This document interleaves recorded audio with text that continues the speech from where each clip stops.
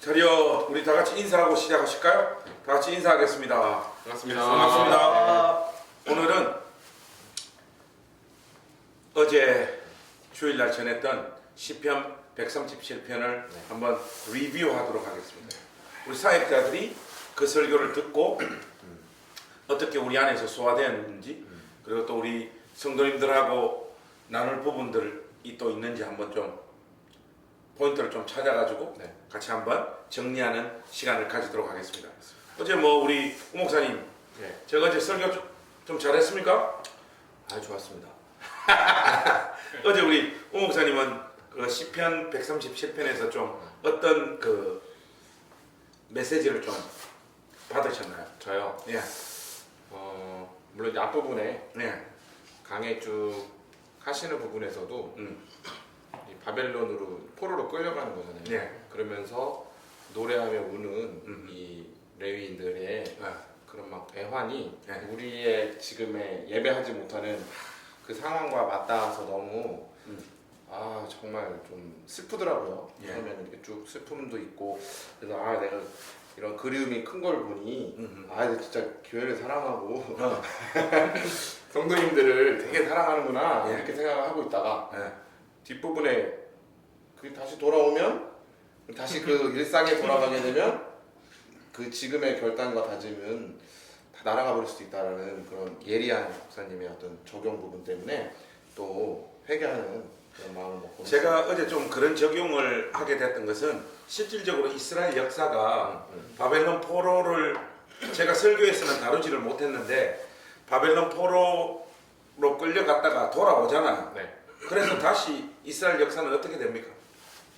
완전 하나님 앞에 불순종해서 역사 가운데 그냥 판판이 이스라엘이 깨져 버렸잖아요. 그러니까 이렇게 절절하게 어떤 다짐들, 그리움을 표현했지만 그것이 결국 열매 맺지 못하는 이스라엘의 삶들을 좀 거시적으로 보면서 그런 적용을 어제 제가 이렇게 좀 하게 됐던 것 같아요.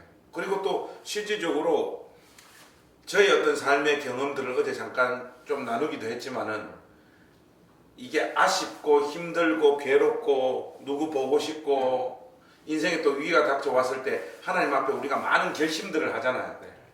저도 수도 없이 결심들을 많이 해요. 많이 하는데 이게 결심했던 대로 열매 맺는 경우들이 별로 없더라고요. 옛날에 우리 형님 그 이야기 잠깐 기억나세요?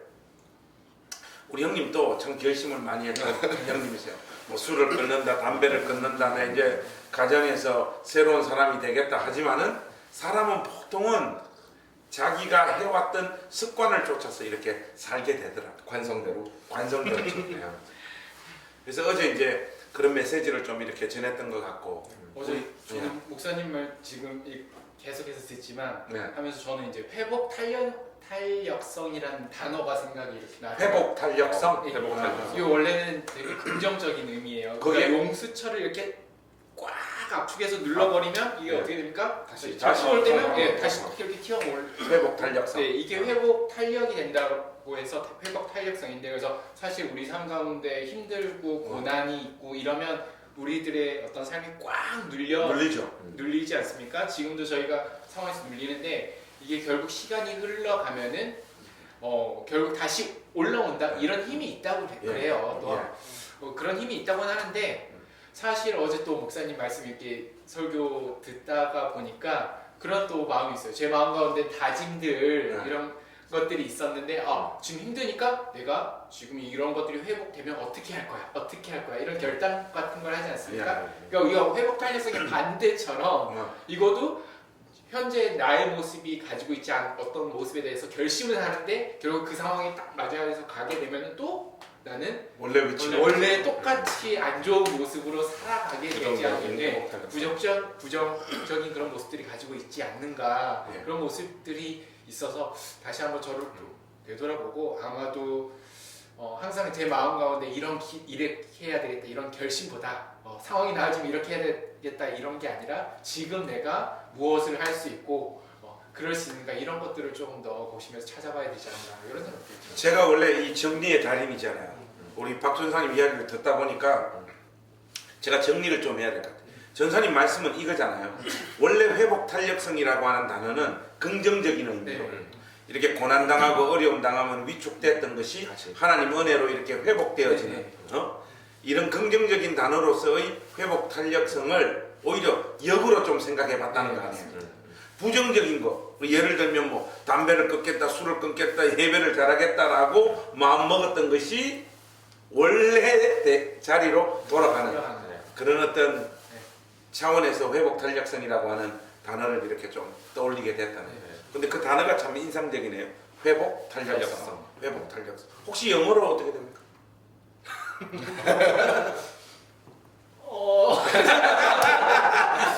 아이 사우스웨스터. 그런 거 없었잖아요. 준비되지 않아서 우리 김영근 전사님은 어제 뭐 메시지 들으시면서 좀 이렇게 도전이 됐던 부분들이 좀 있습니까? 저는 목사님 말씀 들으면서 그 설교 예화로 나왔던 그 라이놀드 리버의 말이 인용. 네, 인용하셨던 네. 그 말이 참 마음을 많이 울렸던 것 같습니다. 네. 그 종교는 인간의 이기심을 자동으로 해결해 주는 곳이 아니라 인간의 교만과 하나님의 은혜가 충돌하는 궁극적인 전투지라는 말이 되게 많이 마음에 남았어요. 네. 그 진정한 그 은혜와 회개 없이는 어떤 면에서는 신앙은 인간의 죄악의 도구가 되어버리는 신앙이 인간의 죄악의 도구가 되어버린. 네, 그런 말씀과 생각을 하면서 시편 말씀이 한 구절 생각났어요. 네. 시편 106편 말씀인데 그 세번역 버전으로 보면 그래서 주님께서는 그들의 요구한 것을 주셨지만 그 영혼을 파리하게 하셨습니다. 라는 말씀인데 이 광야 생활 중에 이스라엘 백성에게 만나와 메추라기 등 그들이 원하는 것을 하나님께서 다 들어주셨지만 결국 그들의 영혼은 파리하게 되었다라는 이야기가 생각이 났어요. 그래서 하나님의 응답의 결과가 결국 인간의 영혼의 파리해짐으로 이어졌다는 것. 이것이 어떤 의미에서는 훨씬 더 위험하고 파괴적인 광야를 뜻하는 것은 아닐까 하는 생각이 들었고 그런 면에서 이제 목사님께서 말씀하셨던 것처럼 결국은 은혜와 회개가 없이는 우리의 신앙함이 어떤 의미에서는 우리의 의가 될 수도 있고 우리의 훈장이 되어져서 마치 그것으로 구원에 이를 수 있는 것처럼 착각하게 만드는 면이 충분히 있지 않나 하는 생각이 좀 들었습니다. 제가 김영근 전사님 이야기를 들으니까 나 자문할 때만 하더라도 교회에서 어떤 메시지가 주를 이루었는가 하면 자기를 부인하라, 회개하라 뭐 이런 식의 메시지가 많았는데 제가 신학교 가고 뭐 이렇게 조금 성인이 되고부터는 어떤 메시지를 많이 들었는가 하면 꿈을 꿔라, 자아를 긍정적으로 생각을 해라, Always be ambitious. 이런 쪽으로 이렇게 막 이렇게 흘러가. 사실은 기독교의 본질은 저희들이 어렸을 때 들었던 그 메시지가 맞아요. 맞아요. 자기를 부인하고 하나님 앞에서 매일매일 자기의 삶을 하나님 앞에 돌이키고 회개하고. 사실 이런 모습들, 이런 열매들이 없는 기독교는 반드시 그 신앙이 그 사람을 파괴시키고 교회를 무너뜨리더라고요. 그러니까 교회가 회개가 사라져버리니까 사회나 주변 사람들로부터 혐오 단체나 혐오 개인이 되어버리는 이런 일들이 막 벌어지게 됩니다. 우리 그 김영근 전사님 하신 이야기를 들으면서 좀 그런 생각들이 좀 드네요. 혹시 어제 우리 우 목사님은 어제 뭐 설교 내용들 중에 좀 그래도 제일 인상적으로 이렇게 좀 다가왔던 부분들이 있습니까? 저는 목사님 군대 이야기하실 때 군대? 예. 군대 가서 노래 일반장전 했을 때 그렇고 이제 그것 때문에 군대 생각을 좀 하게 됐다가 뒷부분에 박 전사님 얘기하셨던 회복 탄력성 같은 그런 얘기를 하셨잖아요. 우리가 다시 지금 철저하게 회개하지 않으면 일상의 예배로 돌아갔을 때 똑같은 또 매너리즘에 빠지게 될 것이고 이런 얘기를 하셨는데 저는 이제 그 군에서 그런 경험이 좀 많아요. 뭐 예를 들면 이런 거 좀 방송에 좀 나가면 괜찮습니다. 옛날이니까 지난 일이니까 40살이니까 한참 전이죠? 주님은 과거를 기억하지 않습니다. 그렇죠. 저도 기억하고 싶지 않지만 잠깐 말씀을 드리면 군 생활하면서 저는 그 전에 온실속 화초처럼 살다가 군대 가니까 뭐 이런저런 것들이 많더라고요. 뭐 술, 뭐 그러니까 이런 여러 가지 음주 가무 그런 문화들이 있어요. 네. 저는 그런 것과 상관없는 존재라고 생각했죠. 난 아예 그거 안 한다. 나는 안 한다. 안 한다. 그리고 나는 신앙인이기 거룩한 때문에 나는 거룩한 나실인이기 때문에 목사 될 사람인데 뭐 이런 마음을 가지고 갔는데 군 생활을 한 제가 장교로 한 4년 생활했는데 또 병사하고는 약간 달라요. 예. 장교로서 리더십도 있어야 되고 또 이 사회생활이기 때문에 어울리지 않을 수 없는 여러 가지 지금도 합리화하고 있잖아요. 그러다 보니까 이런 이제 그 군대의 문화에 젖어들게 되더라고요. 금방. 근데 나중에 한 3년쯤 지나니까 즐거워하고 있는 거예요. 제가 음주 가무에 즐거워하고 있고 한켠에는 이런 거죠. 내가 사회생활을 그래도 배워야 된다.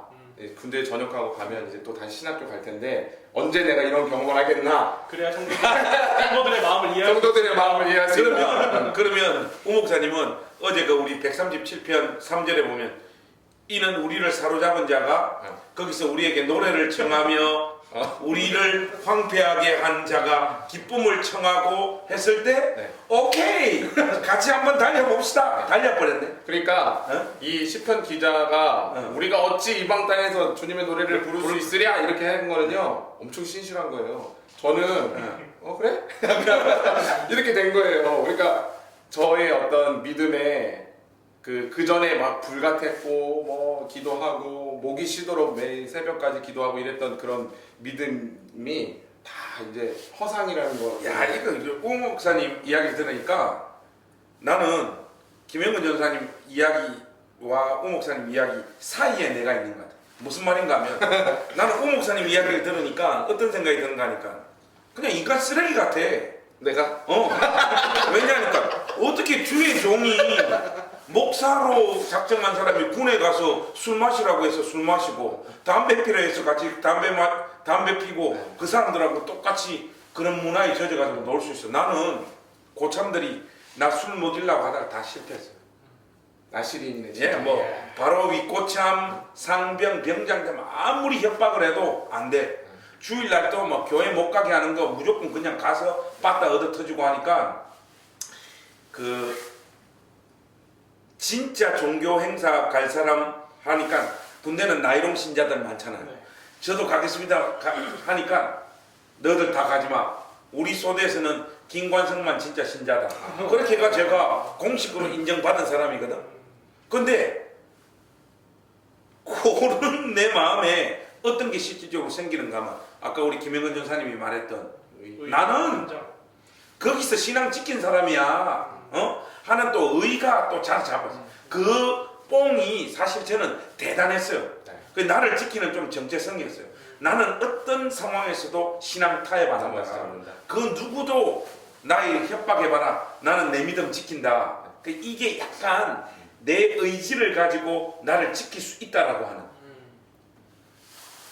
그러니까 이거 또 그게 얼마나 또 교만한 자리로 저를 이렇게 이끌겠어요. 그런 자리에 있을 때 하나님께서 연약한 부분을 네. 통해 넘어지게 하시고 자기 의를 깨뜨리시는 그런 일들이 있어요. 근데 저는 사실은 이때 그 신앙생활을 병행하고 있었거든요.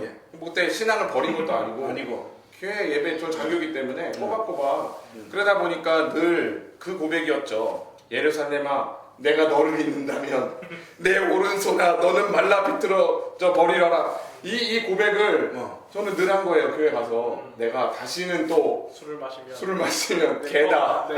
이게 그래서 일반 사람들도 다 그래요. 마시면 개다 이거는 이게 보니까 사람이 결심하는 것으로 자기 삶을 고칠 수 있는 사람은 정말로 별로 안 되는 것 같아요.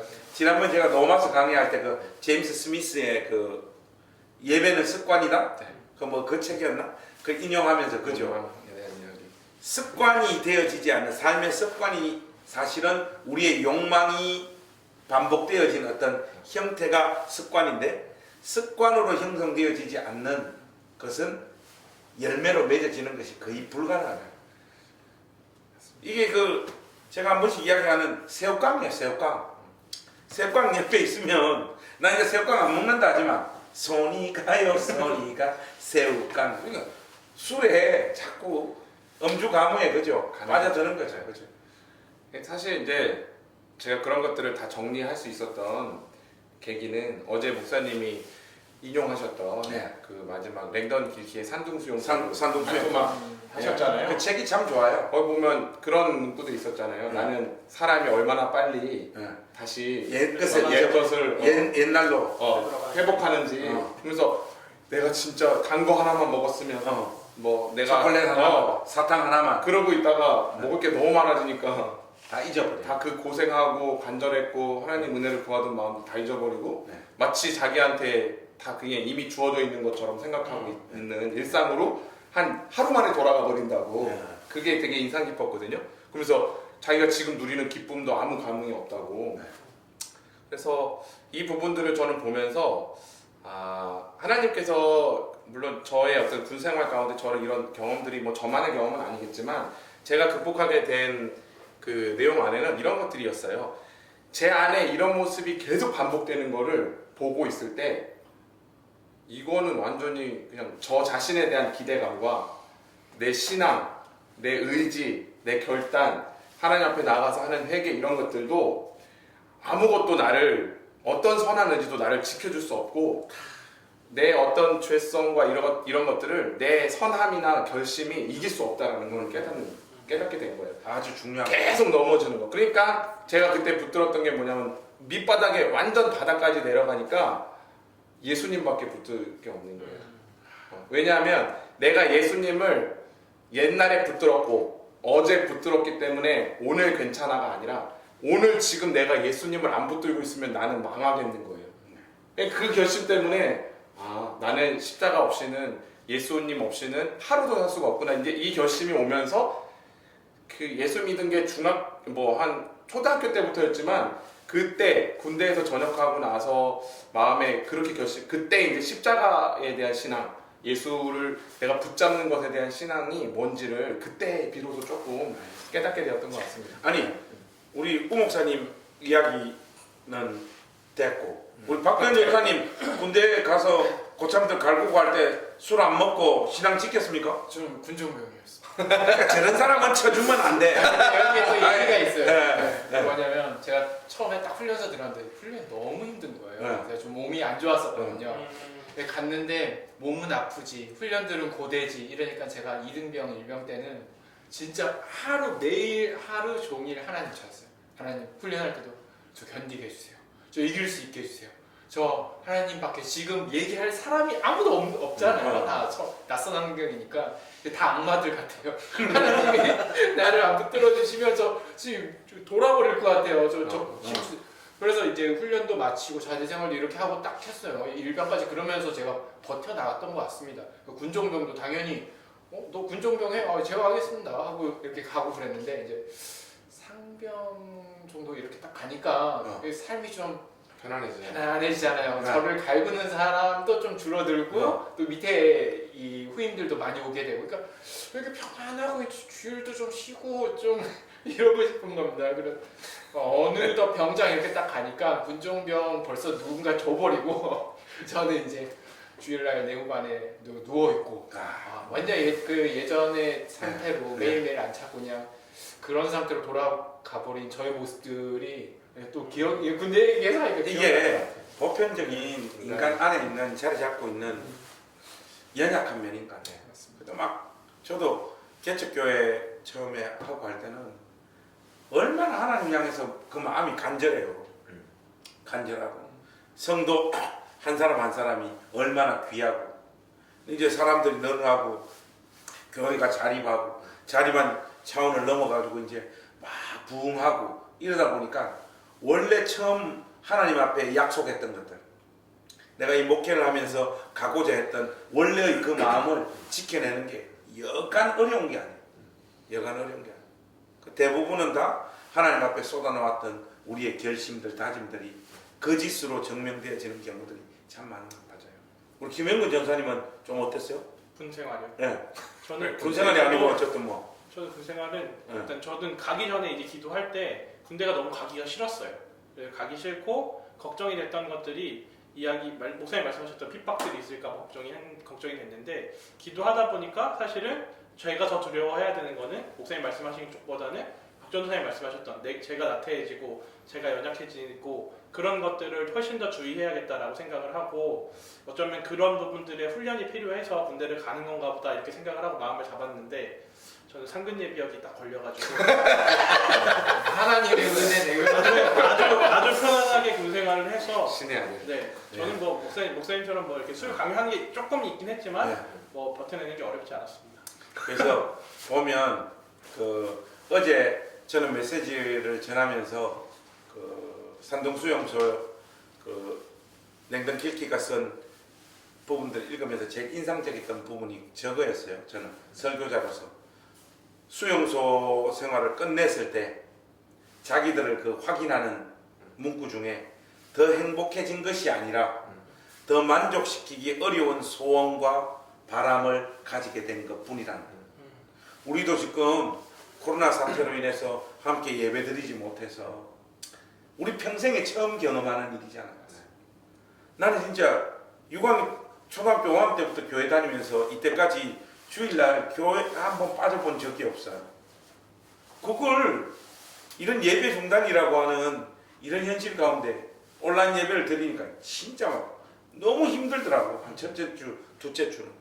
근데 이렇게 이제 적응해 가는데 이 사태가 다 끝나고 우리가 원래 드렸던 그 예배가 회복되어졌을 때 우리의 모습이 어떨지 다시금 이 자리에서 얼마나 우리 성도들 보고 싶고 원래 우리가 드렸던 그 예배를 지금 우리가 소망하고 있어요. 근데 그 삶이 이제 또 우리의 일상으로 다가왔을 때 우리의 이 간절함은 지켜질 수 있을 건지 아마 이제 거기서는 우리가 더 행복해진 것이 아니라 아마 거기에서 이렇게 한 번 예배를 드리는 것이 얼마나 소중하고 귀하고 이 사람 한 명 한 명이 진짜 천하보다 더 귀한 영혼이라고 하는 그 자각들이 지켜질 수 있을지 우리가 정말 이 시기를 기도하면서 또 그동안 우리가 하나님 앞에서 제대로 사람들 섬기고 목양하지 못했던 것들 우리 목회자들부터 철저하게 회개하고 하나님 앞에 서는 이런 계기들로 좀 삼았으면 좋겠어요. 그래서 뭐 그게 어제 우리 가족들하고 함께 나눈 시편 137편의 메시지였죠. 우리 그 행신침례교회 가족들 그리고 또 외부에서 저희 교회에 이렇게 참여하는 가족들이 또 꽤 많더라고요. 제가 우리 교회보다 그 교인 수가 한 3배, 4배 되는 교회 있잖아요. 그 사이트로 몇 군데 이렇게 들어가 보니까 우리가 온라인에서는 엄청 강하더라고. 뭐 설교 조회수라든지 뭐 이렇게 동시 시청, 동시 참여, 예배 참여하는 인원이 우리 교회 인원보다는 훨씬 이게 좀 많더라고요. 그래서 어쨌든 이 영상을 같이 이렇게 보는 또 어제 메시지를 들었던 우리 주 안에 있는 모든 가족 여러분 시편 137편이 여러분 영혼의 보약이 되어지기를 주님의 이름으로 축복합니다. 이 코로나 사태가 다 끝나고 나서도 우리 안에 있는 이 회개, 이 결심, 하나님을 향한 마음, 사람들을 향한 애틋한 마음들이 식지 않고 뜨겁게 열매 맺는 그런 역사가 있었으면 좋겠습니다. 오늘 이 정도 하실까요? 네. 예. 자, 내일부터는 저희들이 빌립보서를 또 묵상해서 여러분들에게 또 올려드리도록 하겠습니다. 여러분 또 한 주간 주 안에서 승리하는 여러분 모두가 되시길 바랍니다. 안녕히 계십시오. 감사합니다. 감사합니다.